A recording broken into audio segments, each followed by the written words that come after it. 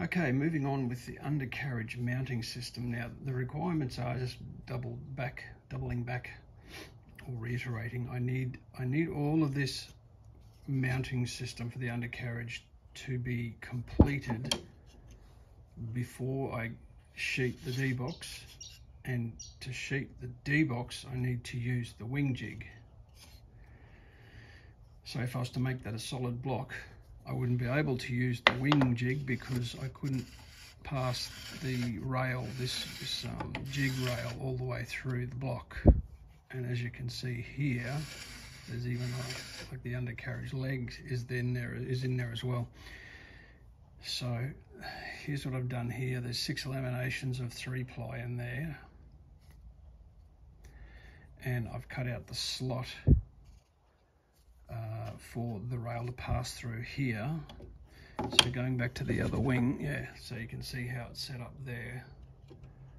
So that's about, I don't know, 8mm, I think, plywood on the bottom, which is this here, and then that will fit up inside there.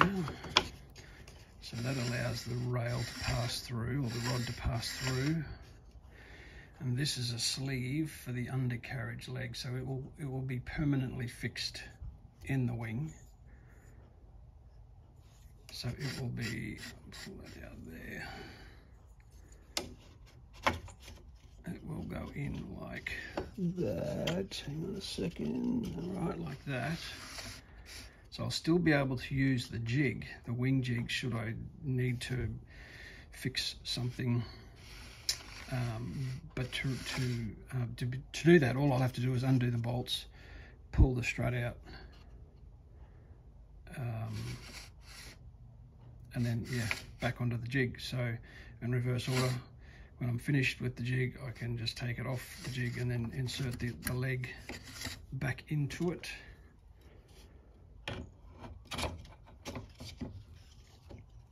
And do the bolts up.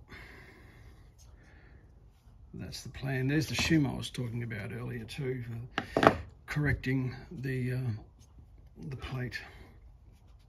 Probably can't see it, but yeah, it's not quite perpendicular to the leg, but anyway, yeah. So that's the next step. Glue in this block, and then once I've got the other side done, I can then set the sleeves both sides at the same time, set the sleeves into the blocks permanently by using the 2 struts connected with the piece of wire through the axle holes, as like I've shown in a previous video.